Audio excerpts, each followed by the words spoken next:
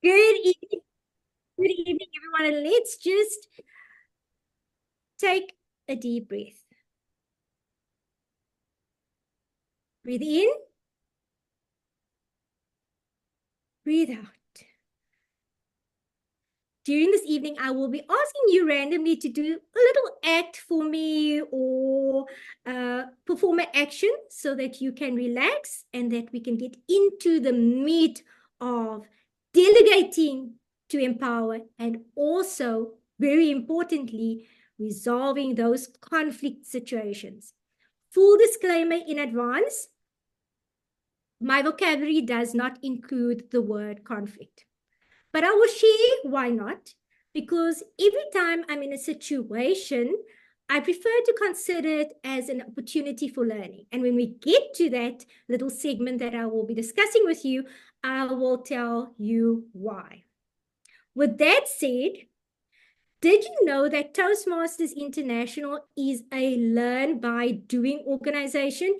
If you knew that, please raise your hand. Give me a thumbs up. Do you know that Toastmasters is a learn by doing organization? I see our TLI knows that. Darby knows that. I see Bishop knows that for sure. Kitiwe knows that for sure. I see other people raising their hands. And as you know, delegation, it's an act of doing something. But before I jump into the whole delegation to empower, I want to ask, does anybody know Simon Sinek? Anybody know Simon Sinek? You can give me a thumbs up. A thumbs up. Do you have Simon Sinek on your contact list? Anybody? I see Elizabeth has got Simon Sinek on her contact list. We'll speak to her a little bit later. No, me neither. I don't have my contact list. But Simon Sinek is really one of those guys that I really admire. And I think me and him, we resonate the same on delegation. The why guy, yeah, I feel way. So I would like you to sit back and just take a moment, just for a second. And I would like to share with you one of his, if I can find it quickly for us. I just want to share my screen quickly. Let me just open it up again. So just a sec. There we go. Let me share my screen. Apologies. We tested this just before we came onto the call, and I'm going to try again to get to him. Yeah, let's go up.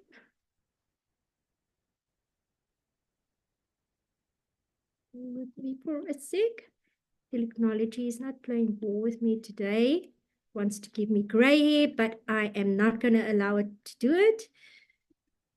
There we go. Just confirm that you can see my screen, Estelle. We can see it, ma'am. Okay, thank you.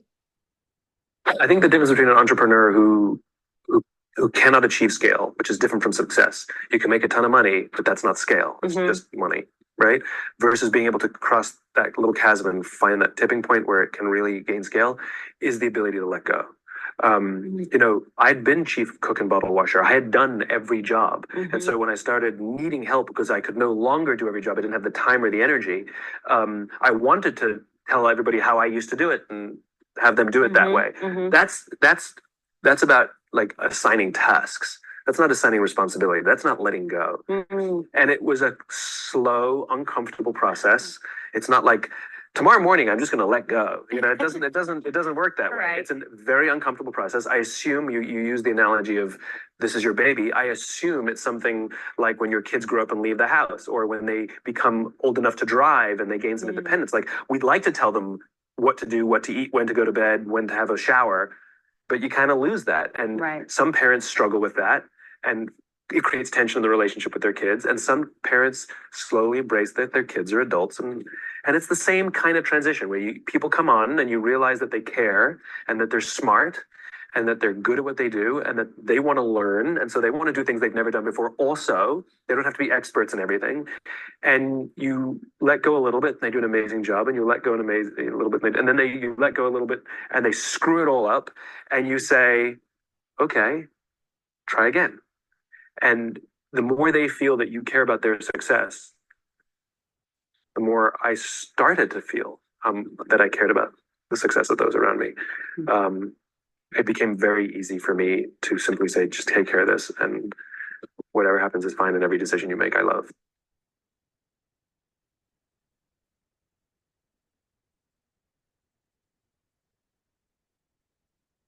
When I listen to Simon Sinek, specifically now, I reflect on a few points, and I will share it with you as we jump into our presentation. And I'm going to ask a few questions based on the presentation done by Simon Sinek. I just want to confirm that you can see my screen. Yes, ma'am. So I would like to ask anybody in the room, and you can raise your hand and unmute. Estelle will be my official watcher, to tell me what is the one thing that stood out. And I've got my notes on the screen for you about that specific clip. What is the one thing that you see yourself in at this very moment in the role of delegating specifically? Do you resonate with Simon's view of he was the expert, it was his baby, he had difficulty in letting go? And if you can maybe tell me, if you're brave enough to raise your hand, to tell me what specifically in his clip that you can really link into in terms of where you are now. So before you raise your hand, Estelle's looking to see who's going to be the first brave one. This session this evening, I am going to be looking at, Estelle will be watching to see how people interact. At the end of the session, we're going to pull a few rabbits out of the hat, find that some of those rabbits relate to some of the content in this presentation. So I see there's a hand up. Is that correct, Estelle? Yes, it's Dilshad and Valine. Okay, I'm going to take Dilshad first because her hand was up. Dilshad, if you can unmute yourself and share one of the elements that Simon shared with you specifically in terms of his experience of delegation. Yeah, one sentence which caught my attention is when he said that to delegate also means caring. So I had a similar experience a few years back when I was entrusted with a new position. And in that position, it entailed that I had a team to look after. It's no more just about delivering myself. So in the initial days, it was difficult to let go, meaning that I thought that I would do it better than those team members I was working with.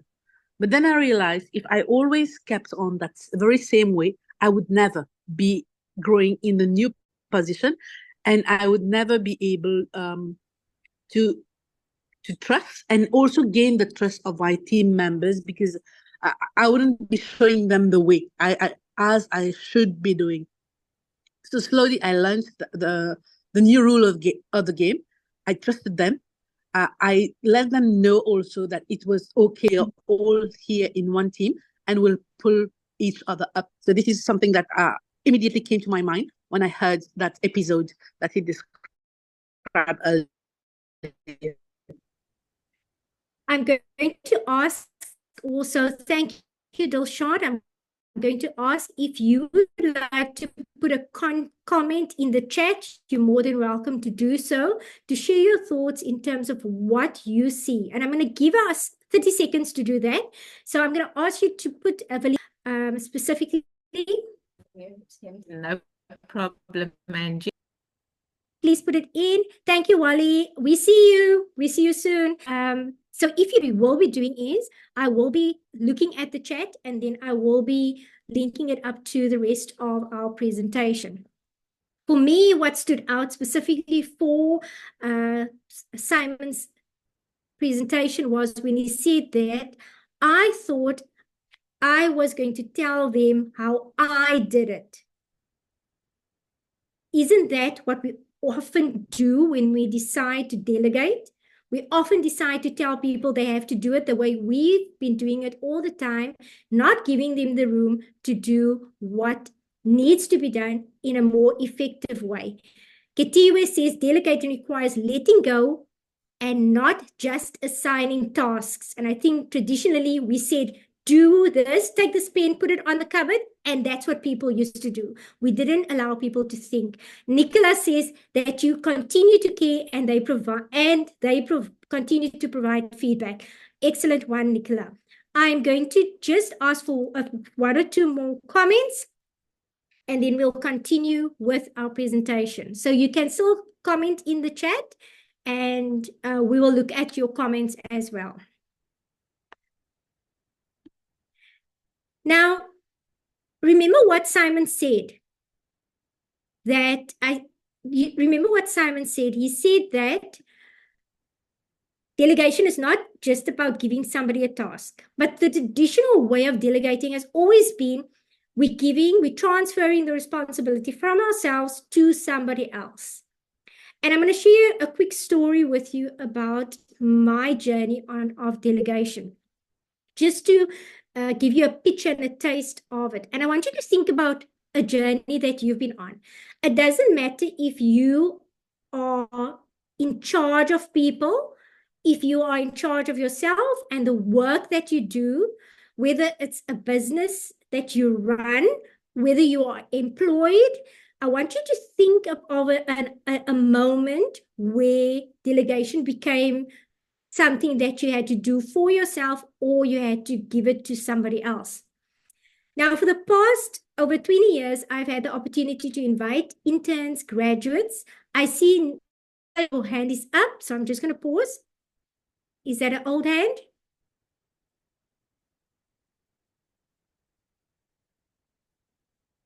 When I used to be a general manager of hotels, I had to delegate to various members of the hotel. And it was very hard for me to do because I was scared they were going to mess up. Because I used to be able to, but I thought I could do it better than them. But because they gave me feedback and because I let it go, they actually did a good job of it all. That's There all. we go. Thank you so much, Nicola. And that's exactly my story. I will share and latch on to what Nicola said now. So for 20 years, I've had the privilege of inviting unemployed undergrads to come and gain work experience in my office. So for 9 months, a maximum of 9 months, I allow them to work with me, and each graduate is given an assignment. So they are made responsible for a specific project. One of these interns, when they started, thought that I had to give them specific instructions on how to fold the paper. I'm making an analogy. I'm simplifying it now. How to write the memo and actually how to set it, everything. My way of delegating has always been giving the full responsibility to the intern. So what I would do is I would have a conversation with the person because they come in with skill. I never undermine the graduate skill set. I allow them to tell me what they can do. I tell them what my requirements are, how I will support them, and how I will follow up and make sure that they get what they need to execute on the task. This person came back to me and said they don't understand why I don't write down and go point by point through what they need to do because they wanted to tick everything down. And then I thought, but if I do it for them, will they actually take responsibility to seek out solutions for problems that they may have? Speaks to what Nicola was telling us now. We always think we know best. Me being in the industry for so long, I've seen so many interns, so I think I know everything. Essentially, I know nothing every time a new intern steps in. because they come in with innovation and ideas. I'll pause on that story and come back to it as we go along. Now, sometimes what happens with you as an individual, you discover that there are certain barriers to the way that you delegate. I just want to make sure I'm on the right place here. Yeah, I'm on the right place. So there are some barriers. So one of the barriers that I've discovered and that I've worked on by joining Toastmasters is my lack of confidence. I was scared to ask for help. I was scared to delegate down. I was scared that they're going to destroy whatever I created. So I did not have confidence in myself, and I definitely didn't have confidence in the people that I was working with, which created this huge wall.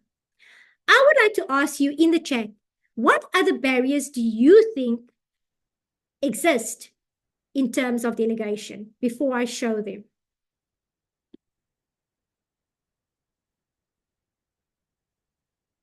So you can go onto the chat, and I'm going to give you a minute. Trust. Karen says trust is one of it. Yes, Karen, most certainly.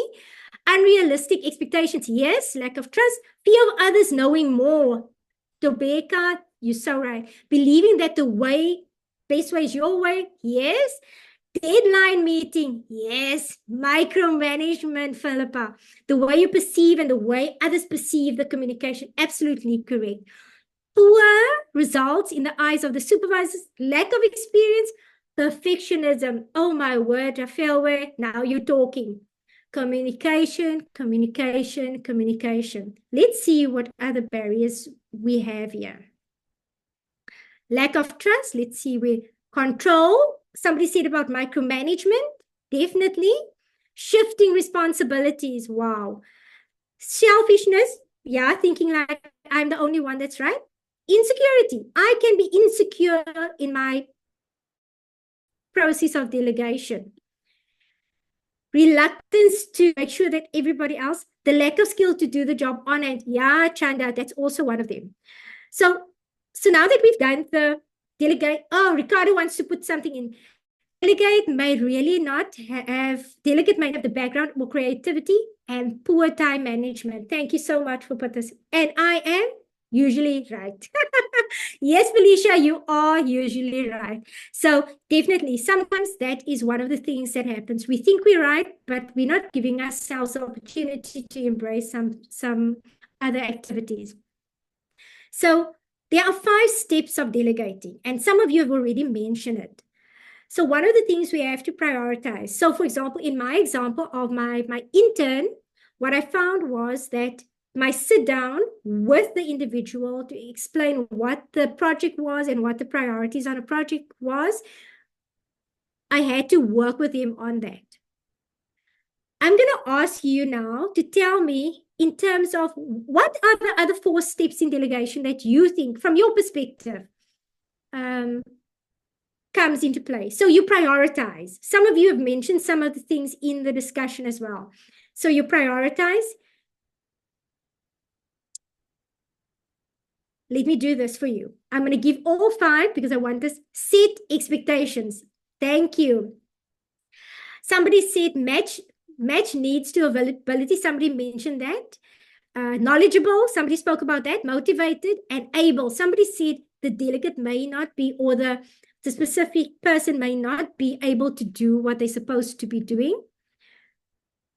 And then the other one is assigning responsibilities. You raised that, assessing the current level of the person, Nikki. That's absolutely correct. Palesa, you said, look at each team member's strength, delegate based on that, assigning responsibilities. Describe the task expectation, identify the training needs. You said it, Nicola, and identify the resources. Empower and grant authority. Do you know how difficult is it to give somebody the right to make or break? Remember what Simon said, you know, you allow them to do stuff and they do well and you praise them, and then you continue to allow them and they mess it up big time. And then what is our normal reaction when that happens? Anybody? And now I can ask you to unmute. So you can raise your hand, Estelle will watch, and you can tell me what happens when we when we give them all the authority, autonomy to make decisions, and they mess it up? What is our first human reaction? You can unmute and just share your thoughts. Be brave. Take the task back away from them. Taking the task back away from them. Regret, shock, horror. Is that the right thing to do? Don't think so. Let's Sometimes, continue. yes. Yes. So I'm going to share with you, continuing on the story of that. I see your hand, Nicola. You need to praise where praise is due. So when they do well, praise them. When they need to work on something, you need to tell them. Communication, again, this is what someone else said. But you need to communicate and keep on checking up on them. That's all.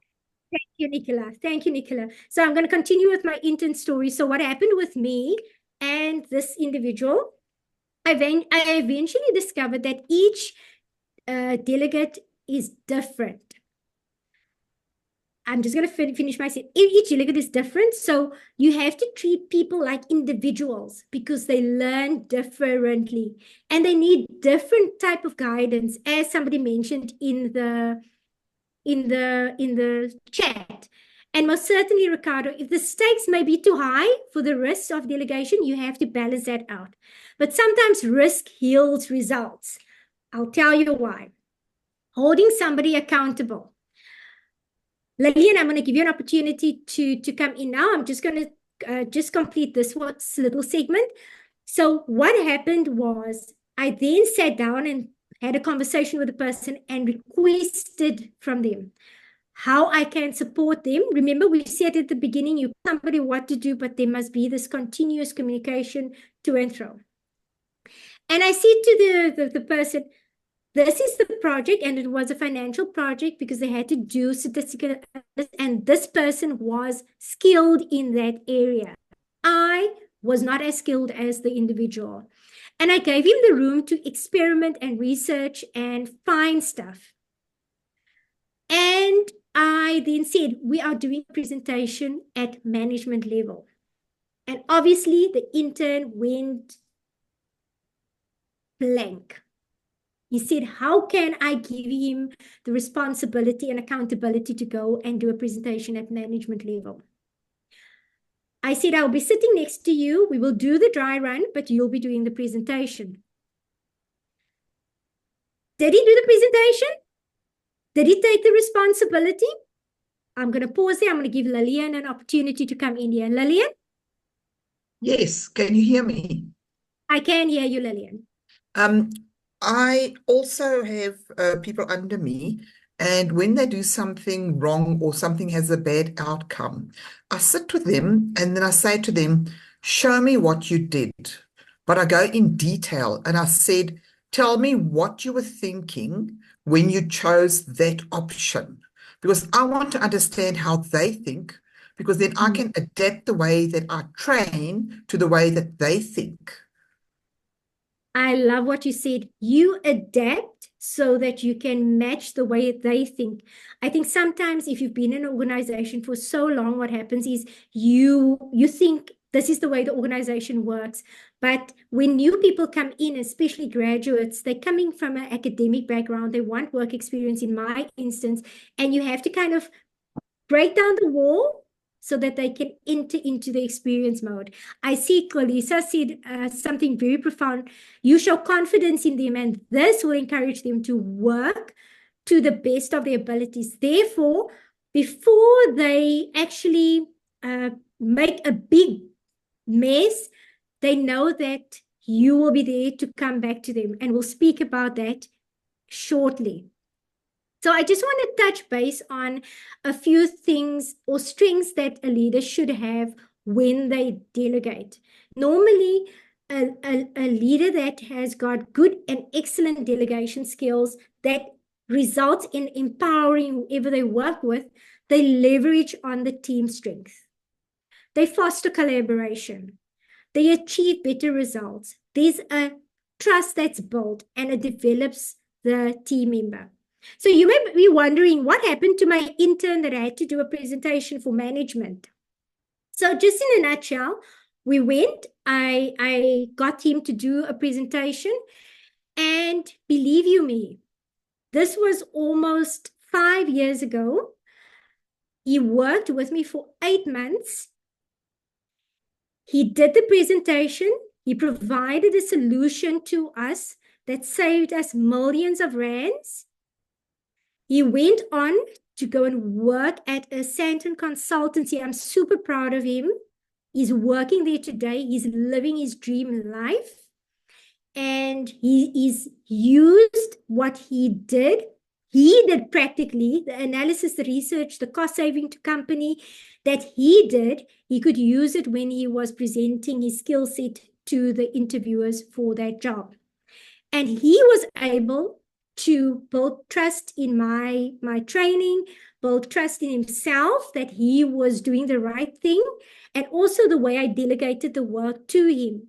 He took autonomy and ownership of it, so I cannot take the credit for the cost saving to company that he materialized. He did it, he deserves the credit. So that's a success story of if you delegate to empower, the person will learn the skill and replicate the skill and move on to greater things. Do you have a story where you were working with somebody that actually changed their lives and went on to do amazing things? If you do, please put it in the chat so that everybody can see it. If you've got one story that you know that you've participated in and this person actually jumped on, if there is none, I'm just going to go on because I want to quickly give you some bonus tips as well. And we all spoke about this, so I'm going to just display it. I'm not going to go through it. You'll get the full presentation.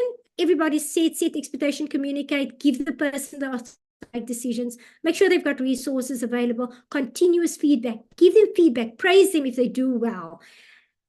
Also, I want to pause on this one. Accept.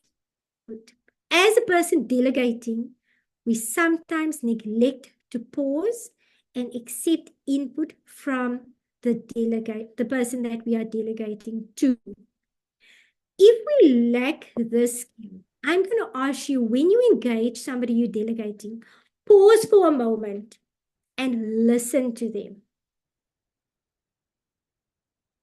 You never know what pearls of wisdom they may drop that will enlighten you or empower you. And in Toastmasters, we say we celebrate successes. Similarly, when you delegate and somebody does it right, as Nicola said, please recognize and celebrate them. Palesa actually says, I was actually like your intern. I currently work in a job I got through a phone call on a referral from my mentor in my intern years. Wow, Palesa, fantastic. That's a beautiful story. And congratulations, because you learned the skill and your mentor was obviously doing the right things because you learned the skill and you got that job. I would like you to take note of the following. We spoke about delegation. We spoke about me as delegating, and we spoke about the person receiving the delegation. In between all of that, we have to create a psychological safe environment. Now, in many instances, what happens is we think people feel safe. But if somebody is not able to come to you or fail without being criticized, it's not a safe environment. Carl Rocky's comfort, stretch, and panic model. And I'm going to ask you to please make note of it. It's in your manual as well. There are 3 zones, and I want you to please take note of it. So when you deal with delegation, not only for yourself, you have to take note for yourself, as also for the people that you are working with. The first zone is the comfort zone. We all know the comfort zone. In the comfort zone, we're comfortable, we're not worried. But according to Carl, he says that in the comfort zone, if we talk delegation, if we talk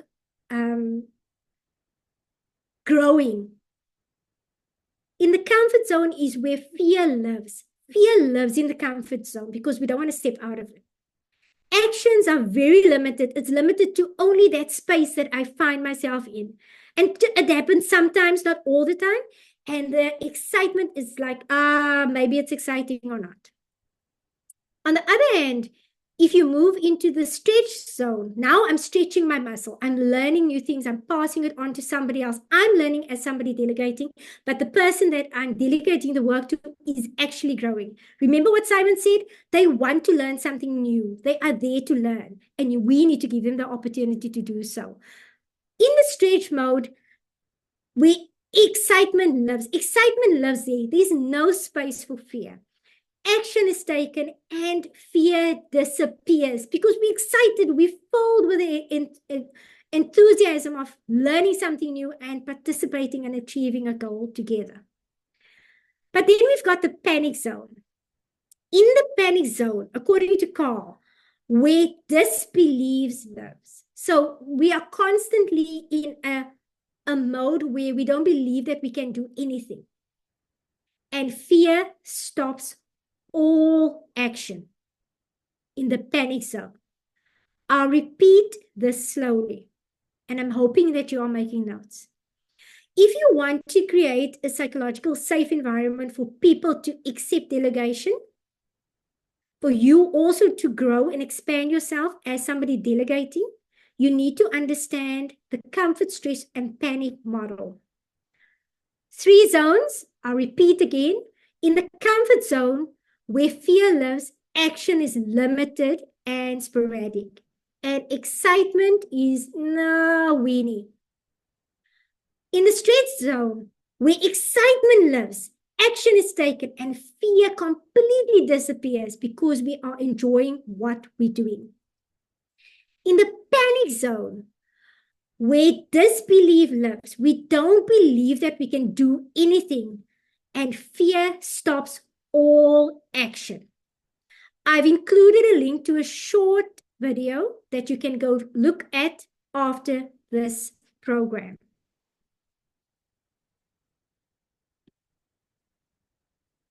I'm going to quickly just go through. Let me pause. Is there any questions on this comfort, stretch, and panic model? Let me give a minute for that. Estelle, I'm aware that the time is running. Any questions on the comfort zone, the stretch zone, and the panic zone that you need to be aware of to create that psychological safe space where people can fail in a safe environment without being criticized or trying something new? I don't see any hands, no questions. No questions in the chat, Estelle? None at the moment, ma'am. Sorry, there is one. Bishop just asked, do we have simple tools to manage these zones?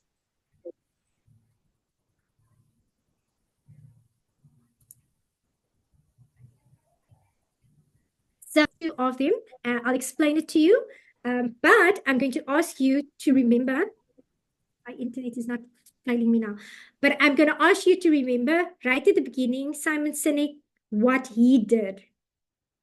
It's a gradual thing. He said it doesn't happen overnight when you delegate and you let go. It does not happen overnight. It's a process by you as an individual, then breaking it down and saying, I'm trusting this person with this task. And remember the criteria, the steps of delegation. That's what you use so that you move somebody from the comfort zone into the stretch mode. Remember my example of my intern? I actually gave him the responsibility to be innovative. I said to him, he will do the presentation to management, but I was there to support him. So he stretched himself by giving us a solution that saved the organization millions. So you use what we've said in terms of the steps. So if you follow the steps, you should be able to move people from the comfort zone into the stretch zone so that they can go out there and be excited about life. I hope I'm answering your question, Bishop. You can just unmute and tell me. Are you good? No, I think it's understandable. Thanks a lot, Angie. Thank you. Vuyani, your hand is up. I'm going to give you an opportunity, then we'll wrap up quickly this little part. Vuyani? Thank you. Thank you. What could be the reason? I said in the panic zone, that fear which disappeared is now back. What could be the reason of that? I'm just trying to understand. Maybe could it be the realization that now things are at stake, now that fear is back? What could be the reason of that? So anybody, us included, we will normally be either in our comfort zone or in our panic zone where we stop thinking and we stop doing stuff. The stretch zone is that in-between zone that is in between us being comfortable and panicking. I'll repeat. The stretch zone is in between. We sometimes comfortable and we sometimes panicking. So the stretch zone is where that's the sweet spot where we want to be. We want to be continually growing, continually stretching ourselves, enjoying what we're doing, so that we don't get to the panic zone again, where there's a disbelief, when we don't believe in ourselves. So we don't want to be in the comfort zone, but we don't want to be in the panic zone. And therefore, we must be intentional in the way that we delegate and create a safe environment. So we want people to stretch, but in safety, so they can fail, but we're there to support them while they're going through the transition. We don't want them to go back to the panic zone. Vuyani? Understood. Thank you. Thank you. Thank you, Vuyani. Thank you. Let's look at quickly the benefits of delegation. So again, let me just go one back. So if you look at the example that I gave you about my intern, simply said, my workload was reduced. I had higher increased productivity because there was problem solving happening on a different level. I could pay attention to something else. There was cost saving to company that happened. There was innovation that after 5 years, I still use some of the tools this intern developed for our organization. Isn't that amazing? After 5 years, I still refer to some of the work that the intern did. The intern was with me for 8 months. And there's a greater commitment now. So for me personally, in my environment, there's a greater commitment now. Continue on inviting graduates to come in because I have reaped the benefits. The organization has reaped the benefits. And the fact that it's delegated down to them, they are bringing innovation and a beautiful commitment to teamwork, collaboration into our organization. You will have an opportunity to discuss some of these aspects in the breakaway room. And I want you to take a picture of this if you haven't opened up your manual yet. These are the questions I would like you to answer in the breakaway room. So Estelle will explain to us quickly how we're going to deal with the breakaway room. So there's going to be, we will do both sessions now, and then we'll go into the breakaway room. But please take a picture of these. There are 3 questions. The one is, what opportunities exist in my immediate environment to delegate, to empower individuals? You may have one. You don't have to discuss a lot, but just select one. Can I create a psychological safety when delegating? How are you going to do that? How are you going to make somebody feel? How would you feel? What does psychological safety feel for you? Not being criticized when you do something wrong, not being lambasted or work taken away from you when you make a mistake. How does it look for you? And then what mechanisms can I use to delegate with the result of empowering individuals? And I want you to please have a look at the content in the manual, because I've put it there, as well as the links to the videos that I have shared. Any questions? Estelle? Would you like everyone to go to the breakout rooms now, or only at the end of when we discuss conflict? Then we do all 6 questions?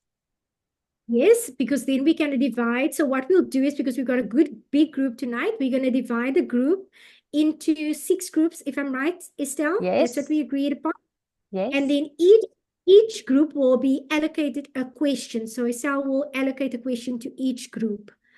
So that group will discuss that question. A team leader will have to be appointed from the group, and when they'll come back, they'll report back on the question that was allocated to them. Are we in agreement on that? Thumbs up.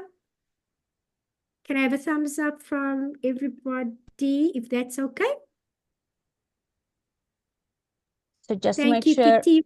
room 1 will discuss what opportunities exist in my immediate environment. Room 2 will discuss, can I create psychological safety when delegating? Room 3 will discuss what mechanism can I use to delegate with the result of empowering the individual. Perfect. And the next 3 questions will be on conflict, and then room 4, 5, and 6 will do those 3 questions. Dilshad, I see your hand is up. I'm good, Angie. Are you good? Okay, good. I am not going to play the power of letting go.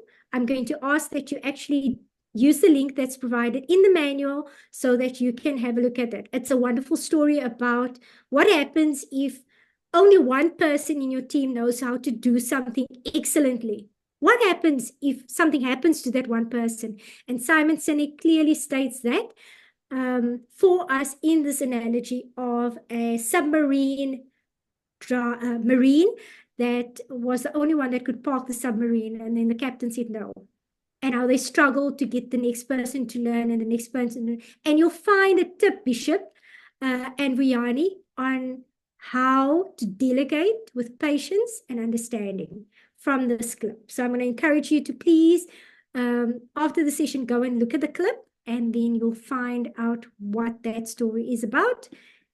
And then finally, never tell people how to do things. And I think we've been saying it the whole time. Tell them what to do. And as one of our delegates have said on this, or participants on the chat already said, is that they may just surprise you with their ingenuity. That's from General George Smith Payton. With that said, our Delegate to Empower portion of the session is now concluded. I did say we have a meaty evening tonight, and I'm going to ask us to take a breath. So if your video is on, I want you to breathe with me just for a second. I think I need the breath more than anything else. My team is laughing at me. So if it's possible for you to switch, just breathe with me. Hi, Robin, I see you. And just breathe with me. I see you, Caroline. I see you, Cheryl. I see you, Marie. I see you, Marie-Ange. Hey, I'm getting there. I see you, Tabo. I see you, Nukukanya and Maureen. So let's breathe. Breathe in.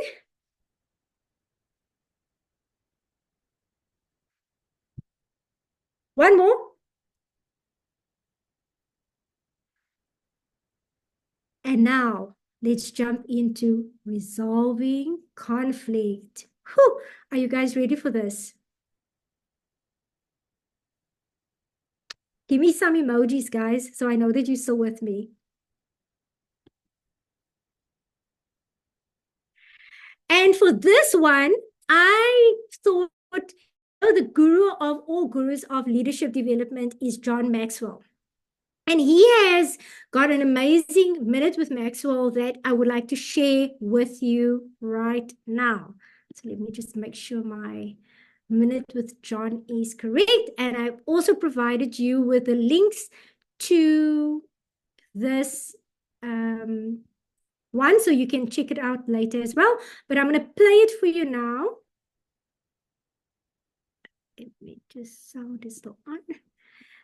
So I want you to sit back and I want you to make notes on this one, because you'll find that whatever we will be touching base on, and I'm going to do high notes on them, will be to help you to navigate, not the word that I love, conflict, but I consider anything as an opportunity to grow. So let's listen to what the guru of leadership has to say to us. So can I just have a confirmation that my screen is visible? Yes, ma'am.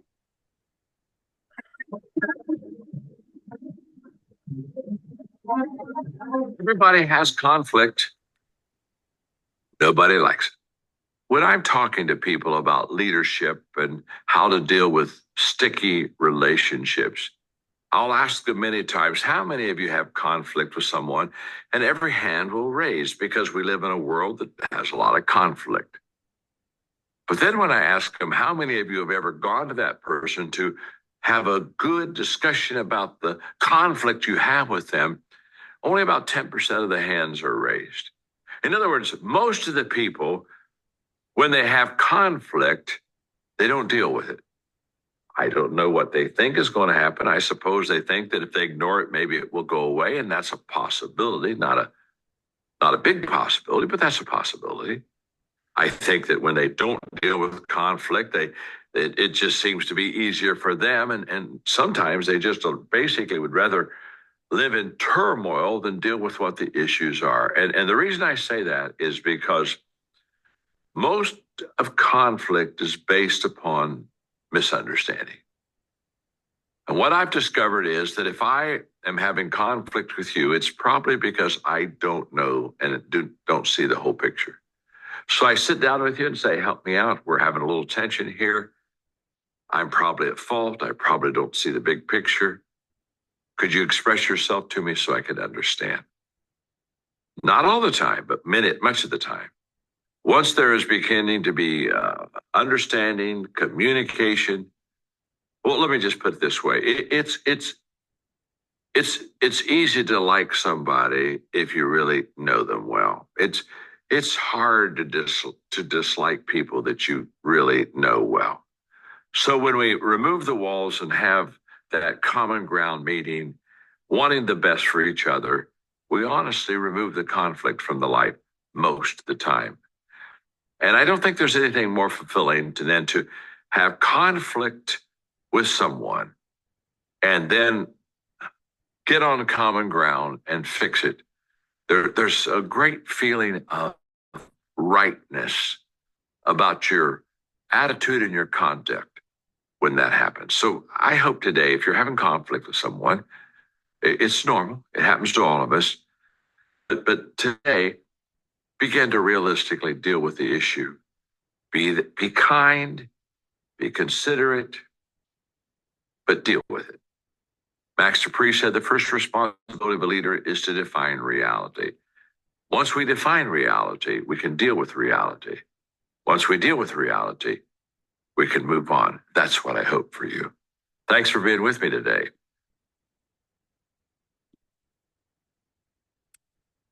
John Maxwell says, be kind, be real, and deal with the conflict. Be kind, be real, and deal with the conflict. Now, I did prepare a presentation that I'll share with you that deals with the various aspects of conflict. Now, one of the things about conflict that I particularly don't like about the word, and I think John Maxwell put it pointedly, it's a misunderstanding of some sort. And it's our responsibility to actually overcome that specific misunderstanding.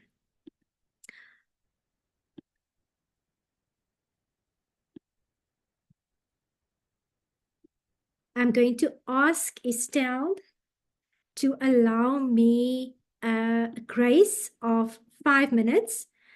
I would love to share my screen because the result of conflict is this. If it's not dealt with, this is what we end up with. And this may be horrendous. This may be shocking. We are fortunate that we don't live in this space. But this is what misunderstanding results into. Take a moment and just think, how many wars, how many conflict situations was all started because of a misunderstanding?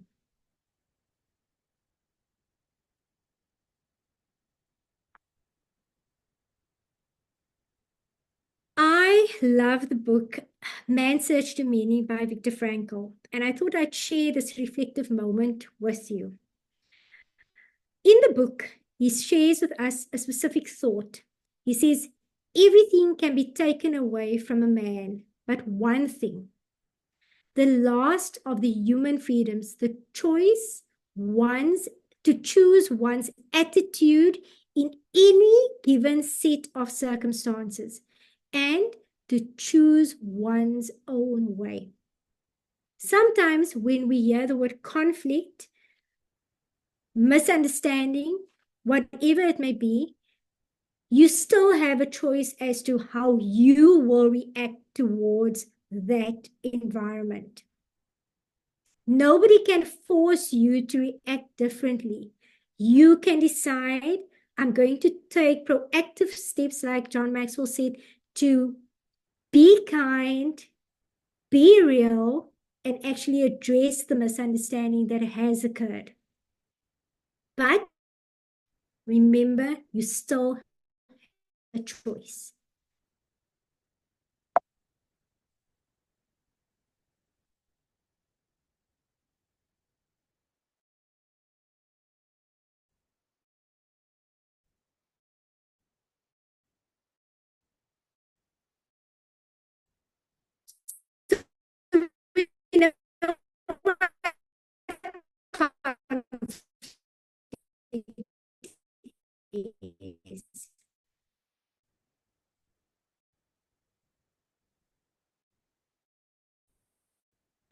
The difference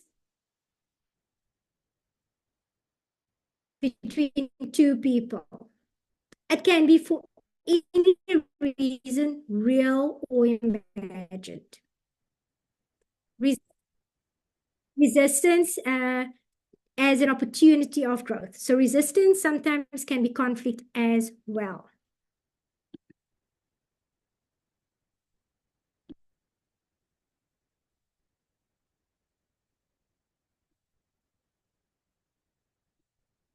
What are some of the strategies for leaders so that they see conflict and resistance as opportunity for growth? Well, one of the most important things to keep in mind about conflict is that we actually want more of it. But the kind that we want more of is productive conflict rather than unproductive or destructive conflict. So one thing that I invite leaders to consider is how much conflict they actually have, productive conflict they have, because if you don't have productive conflict, the other thing that you don't have is diversity. And I can't think of a single leader for whom diversity is not a goal, right? So if you don't have people with different opinions, different perspectives, different ways of operating, then it means that you just have replicants of yourself and you don't have a very strong team.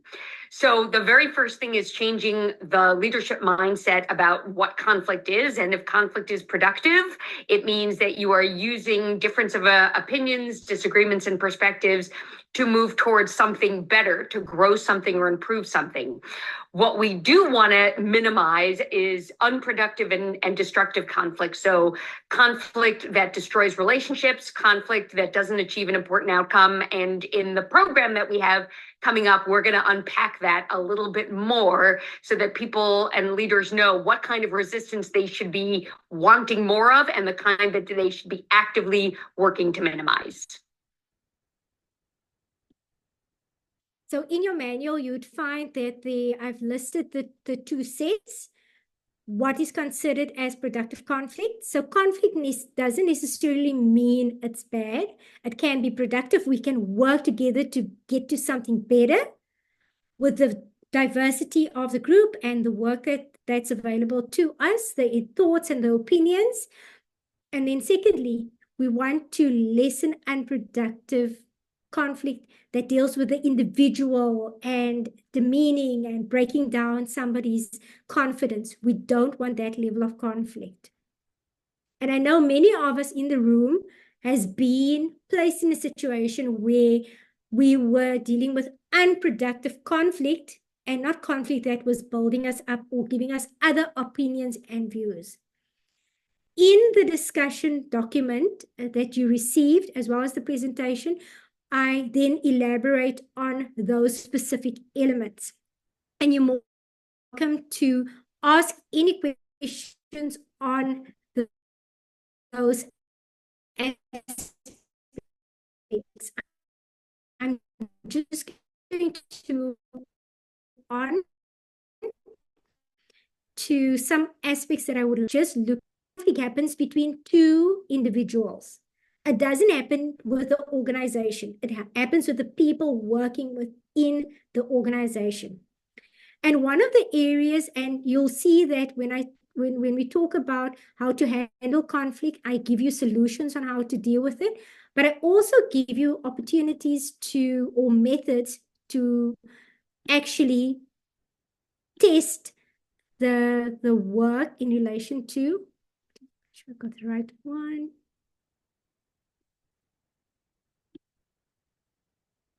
Yeah, share that one. Can you see my screen? Yes, ma'am.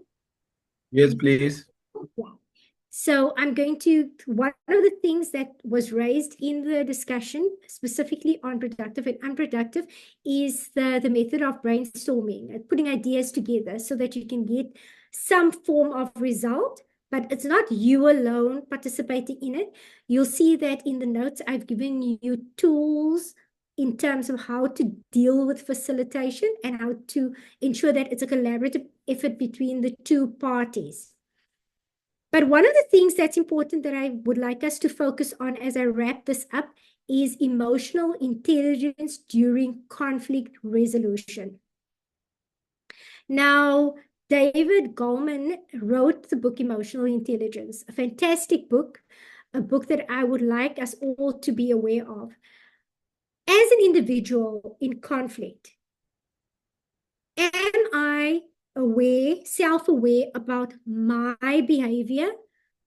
Remember, John Maxwell said, be kind, be real, and deal with the conflict.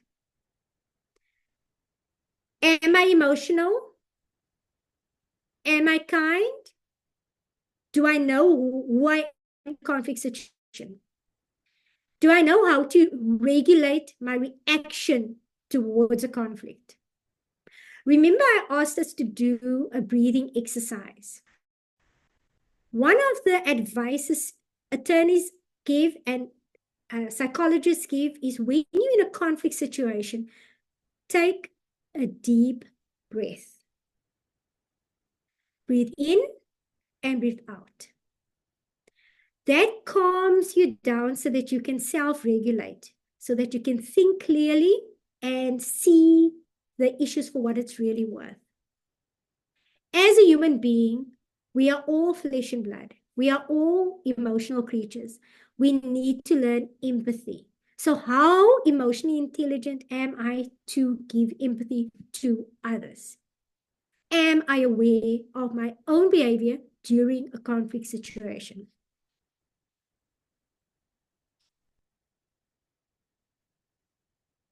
Remember the technique that I shared with you now? Pause. When you're dealing with conflict resolution, remember, if there's two parties, if you're the one in the conflict as well, one of you have to pause and breathe.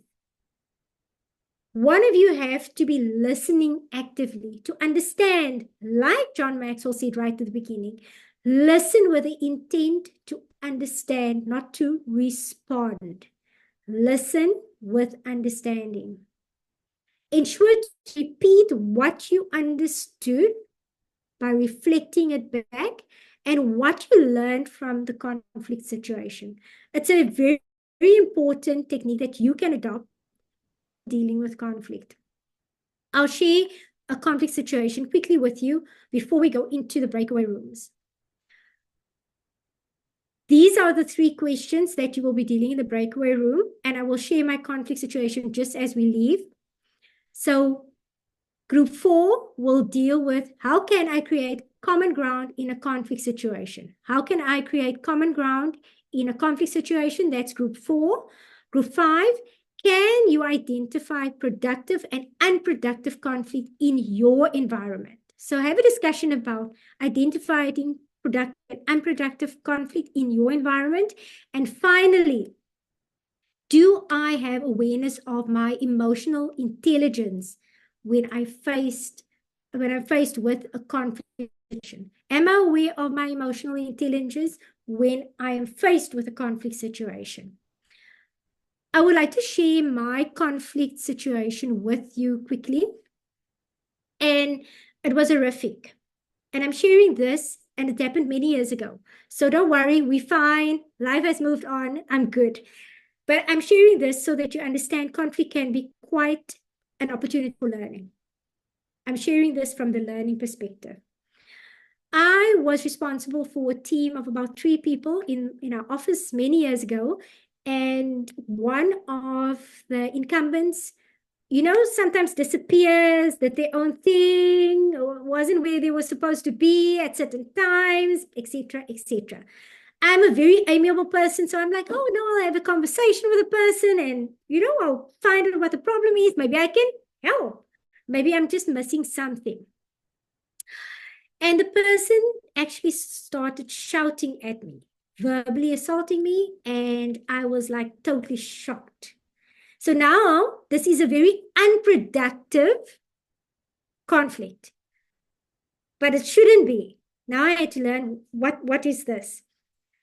Up to the point when you think about grievance in disciplinary, they advise me that it's a fireable offense in our organization, up to that level. I breathed. I was calm. I looked at what the root cause of the conversation was. Obviously, the person felt guilty or retaliated against the questioning, didn't want to be questioned, etc., etc. What happened was I had to sit down with the individual. I said, we had to sit down. I said, this was the situation.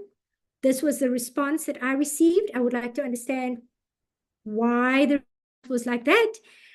And funnily enough, I also said to the person that in terms of, because now it's an unproductive conflict because it became personal. I had to deal with the personal element of it and come back to the work element so that we continue to work together. Long story short, one, we defined the problem. We collectively collaborated to find a solution for the problem. We did the empathy side and the kindness side and the apology side separately. We then agreed that, and it's a philosophy, if you are in conflict with anybody, deal with the issue behind closed doors, and then when you go out, it's dealt with. The person's behavior has to change according to, because action speaks louder than words. Today, I'm very happy to say that the learning that I got from that and what the person told me they learned from that has resulted in us being very amiable, and we're not friends, but there's a level of respect for the way things have turned out. For me, it was learning. For her, it was learning. And she moved on to other organizations and became a better manager for the people that served her. And that's the feedback she gave me in relation to what happened between us. So conflict is not a word. It's more a misunderstanding that can be resolved. With that said, I'm going to close off with a last saying from George Washington, the first president of the United States of America.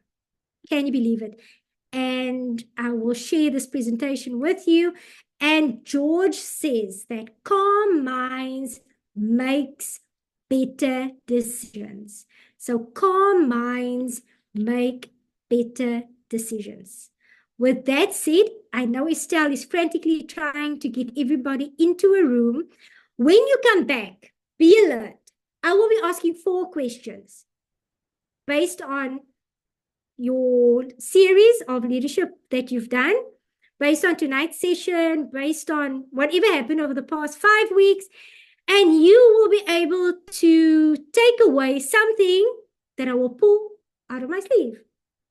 But that will be done when you come back from the breakaway room. So do come back if you want an opportunity to get something relating to delegation, conflict, and how to become a more effective individual in your workplace and in your life. With that said, thank you for being so patient with me and being so kind to listen to this long, meaty session. So I'm looking forward to seeing you guys in the breakaway room. Estelle, can we do the breakaway room? I'm opening the rooms now. Thank you. I have posted the breakaway room assignments in the chat box.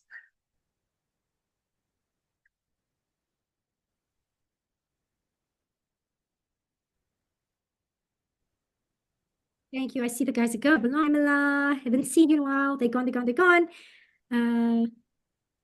I see Jabulani's back. He's gone. He's gone. He's still here. Maybe internet issue. Yeah, I see I've got an internet issue. Oh! Hi, Estelle. Internet issue again. May you please reassign me? No problem. Yes, Where sir. were you, Jabulani? Do you know?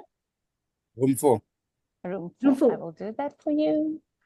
Thank you. And Lucy was also still here. Will I be able to pop into the rooms, Estelle? You will, please. Yes. How long are you going to give the rooms, Estelle? 10 minutes. I only gave them 10 minutes. But you know what, Angie, when we come back, they don't have to give feedback because they're already discussing everything. So we can just move on to your questions. Yep, perfect. They're in any case going to incorporate whatever they've learned tonight into their project. Absolutely. All right. Oh, well, Lisa's also still here.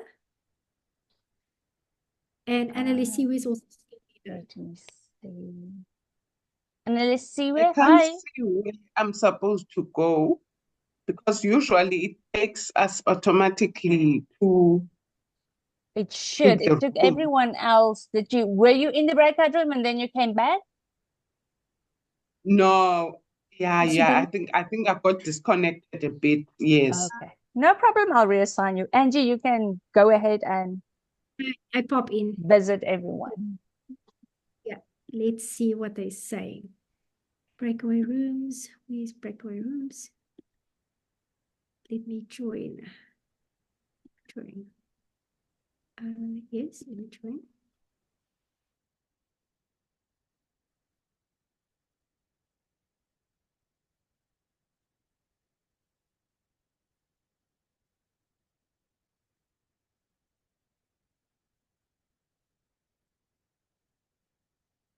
I'm back here for some reason. I don't know. You're still not in the other room. Oh, okay.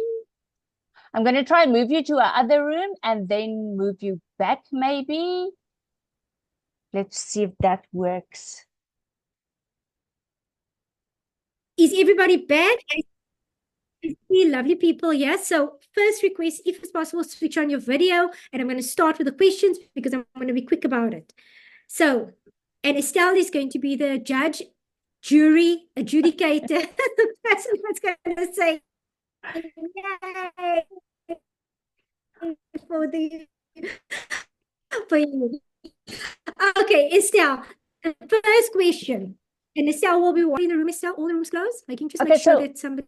What you need to do is just raise your hand. So the first person who raised their hand get the first chance to answer.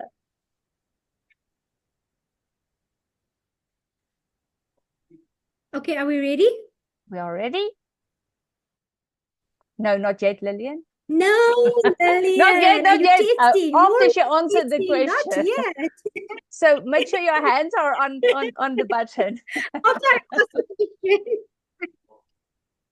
your finger just on the button. So if you know me well, some of you may know me well, I love books. I'm a book collector. I'm sharing with you books that are, it's not my books I'm giving you. It's brand new books, but it's not my books. But I've got each of these books in my little arsenal of referrals when I'm struggling with conflict or confidence or whatever. So the first book that I have, and the first question, so I'm just going to entice you with a book first. And in this book, it talks about when you stop being afraid, you feel good. When you stop being afraid, you feel good. And who would have thought there would be this amazing nugget from a book that has sold 28 million copies worldwide. And Dr. Spencer Johnson wrote the book, and I'm sure some of you know, like, I know Dr. Spencer Johnson, and it is Who Moved My Cheese? So this book will be on its way to you tomorrow. Elizabeth, maybe a little bit longer if you win. But the first question is, you have been invited to be part of this leadership series. Today is the 5th week of this leadership series, and have eyes on me. Don't be sneaky. Don't go and look at your notes. I want you to be honest. Integrity, Toastmasters, integrity. The first person that raised the hand that can tell our judge, Estelle, the titles for the first 4 leadership series sessions. You need to know all 4. So there's a hand up. Estelle, please verify. Woohoo! Record it, please. So where's the first person? Somebody's hand was up and then it was down. Ricardo's hand was up. Ricardo, do you know the answer? Do you know the answer, Ricardo? Estelle will verify this. I'm sorry, no, I only know the first one. Thanks. Thank you. Integrity is yours. Who's next? Annelies Sizwe.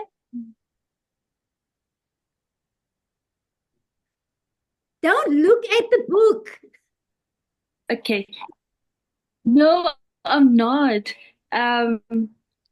The name, okay, I don't know in which order, but I remember with Granny B, we were speaking about motivating and inspiring.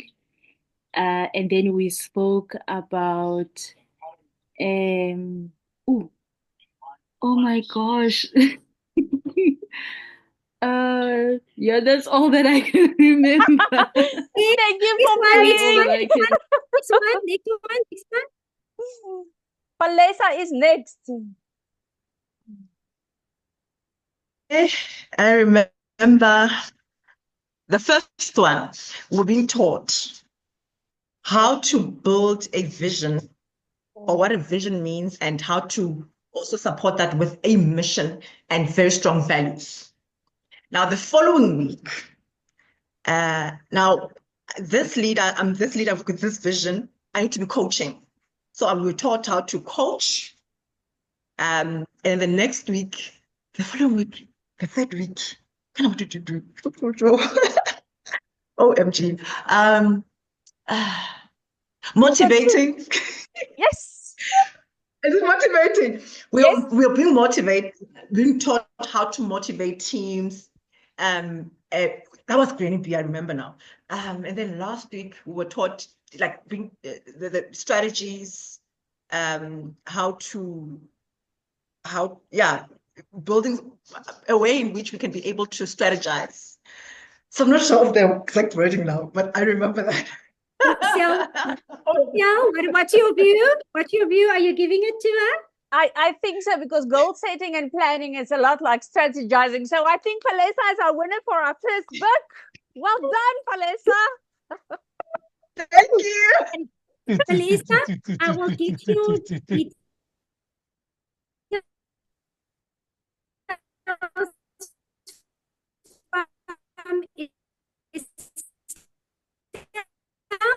And this book will be on its way to you. The next one, my copy. He was a psychologist to start off with, and when he survived the Holocaust, in the Nazi death camp, he wrote a book called The Man in Search of Meaning. I haven't asked the question yet, Nicola. So I'm going to ask and I just want to read something from the book as well. In the book, where he says, where I want the right part now. Oh, my word. Yeah. I believe that my handicap will only enhance my ability to help others. I know that without the suffering, the growth that I've achieved would have been impossible. So suffering sometimes results in something good. And whoever's going to get this book, I guarantee you, I've read it a few times. Definitely a worthwhile book to have in your cupboard and just to reread. So my next question is, during session 1, Listen carefully because I know you all know this answer. During session 1, our past district director, Andrew Turu, told us about a gentleman that was made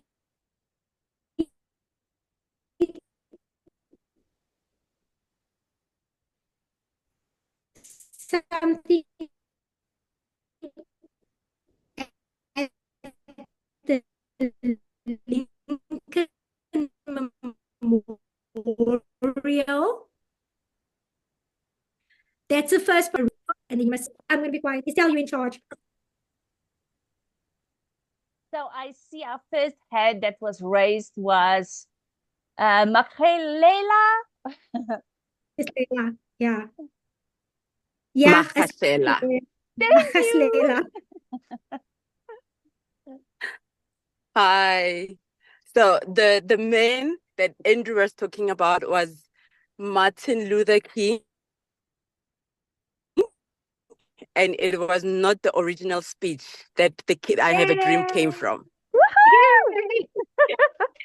Congratulations. Estelle will give me your details and I will be sending you this book tomorrow. Our next And then question. I'll probably bless someone with it because I have the copy of that book, Viktor Frankl. Fantastic, fantastic. Share the love. That's all I can say. Share the love. Then my third question, and this goes to somebody that can tell me. Okay, let me first say the book. The book is self-explanatory. It's all about Daniel Coleman and the emotional intelligence as a sought after. And you've got an opportunity to get one. This is 5 million copies of this one. So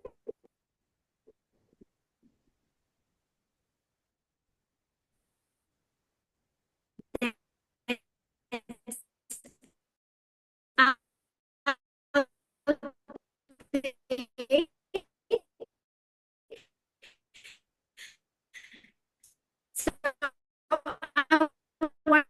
want to know what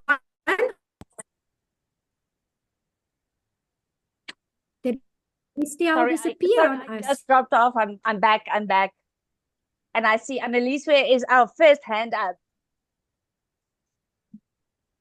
Okay.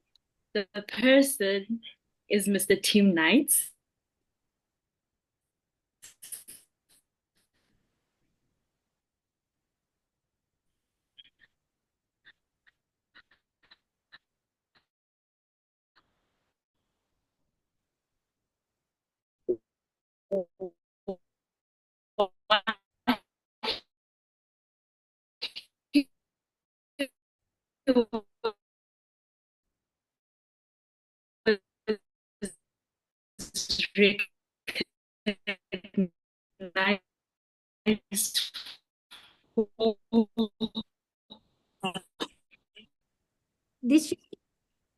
She's back. Let's check it. She's back, Estelle. Sorry, my internet does not Did like. you hear what Annalise said? No, I did not. No, Annalise, I can't judge. She has to tell you whether you're correct or not. Give the name and what. Just give the name of the award, please. You have to get both right now, by the way. Oh, okay. The person is Tim Knight, and he was awarded a prestigious award for contribution to Toastmaster. Oh, you're so close. You're so close. It's like almost there. Don't shout. Would you like to try? Yes. Sir Tim Knight, as we fondly call him, was awarded the Presidential Citation, and he got the award in last August at an IM conference. Wow, congratulations, Dilshan. Thank you, I don't know when you're going to get it, but you'll get it, Dilshan. And finally, a quick one. It's getting tougher now. So this book was sold 40 million copies. 40 million copies were sold of this book. It's a book that I've read. In this book, they talk about two things that resonated with me. Think win-win It's a strategy how to leave an engagement in a positive note where both parties feel that they've won in the conversation. And the other element is to seek first to understand, then to be understood. And this is Two of the Habits of Highly Effective People by Stephen Covey. And this book is going to stretch your brain. So I did ask you to make notes, did I not? Yes, I did. So here goes the question. You remembered I spoke about the comfort zone, the stretch zone, and the panic zone. And I told you what happens in the comfort zone. I told you what happens in the stretch zone. And I told you what happens in the panic zone. So if you can share with all of us what happens in the comfort zone, what happens in the stretch zone, what happens in the panic zone, the book is yours. Wow, Tande, right off the bat, she was first. And then she dropped off. No, I think, no, definitely there were two other hands, unless the network on your end. But I did see two hands before me. Who was the I'm other just being hand? honest. Maureen? Yeah. Maureen? Was it Maureen first? Maureen? Let me go.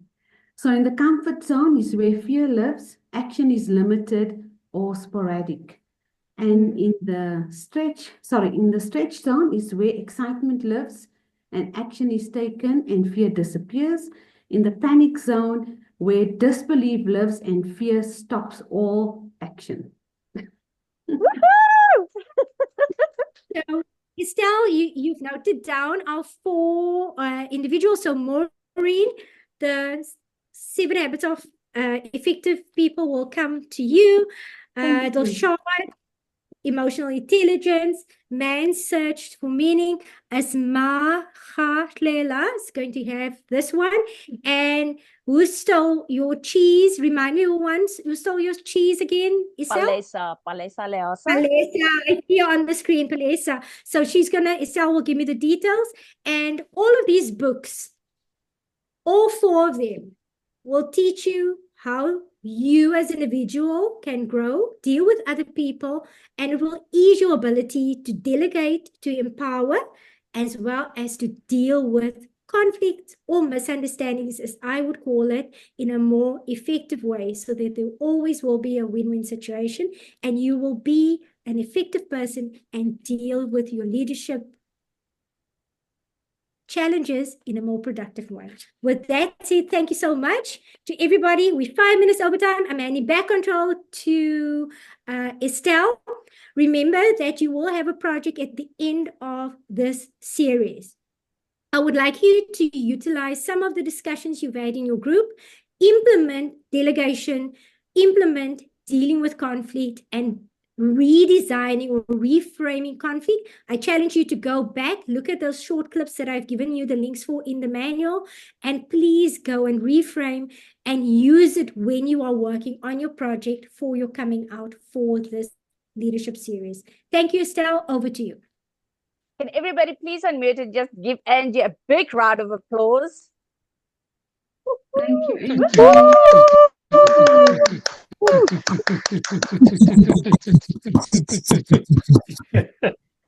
Thank you so much, ma'am, for giving us your time and all your expertise. Before you go, we would like to all of us to take a picture with you. So if everyone can, if you want to be in the picture, please turn on your camera and we're going to do it in first page. 3, 2, you are allowed to smile. 3, 2, 1. Great, that was my first page. And now I'm going to go over to my second page.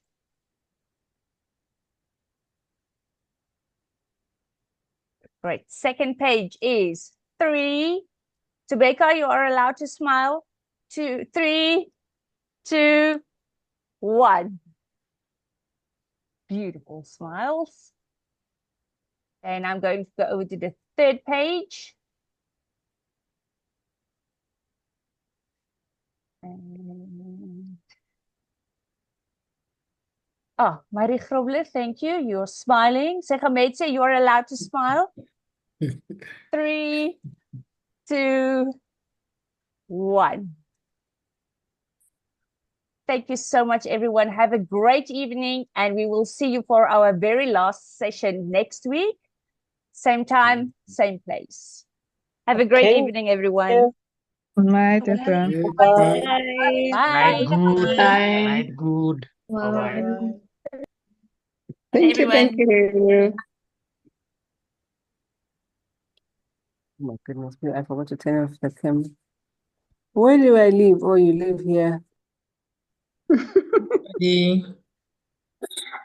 Come on. Bye, guys. Love your background happiness.